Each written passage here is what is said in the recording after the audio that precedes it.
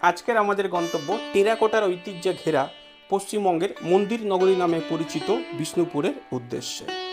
বাঁকুড়ার হৃদয়ে লুকিয়ে আছে ইতিহাসের এক অনন্য অধ্যায় বিষ্ণুপুর। টেরাকোটার নিপুণ শিল্পকলা, রাজাদের ঐতিহ্য, প্রাচীন মন্দিরের ভাস্কর্য, সুরেলা বিষ্ণুপুর ঘরানা সঙ্গীত, সব মিলিয়ে বিষ্ণুপুর এক সাংস্কৃতিক মহাকাব্য। এখানকার প্রতিটি ইট, প্রতিটি অলঙ্কার যেন গল্প বলে মল্ল রাজাদের গৌরব গাথা। শ্রীমন্দির থেকে শুরু করে রাসমঞ্চ, মদনমোহন, শ্যামরাহি, জোড়বাংলো, লালজি মন্দির, প্রতিটি স্থাপত্য মাটি যেন রূপ পেয়েছে শিল্পীর তুলির ছোঁয়ায়।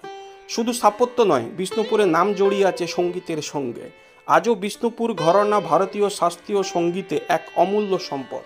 আর এখানকার বালুচরী শাড়ি শিল্পের আরেক রত্ন। এখানে কেবল পোশাক নয়, বোনা হয় কাহিনী। ভ্রমণ পিপাসুদের কাছে বিষ্ণুপুর মানে ইতিহাস, সংস্কৃতি আর প্রকৃতির মিলন ক্ষেত্র।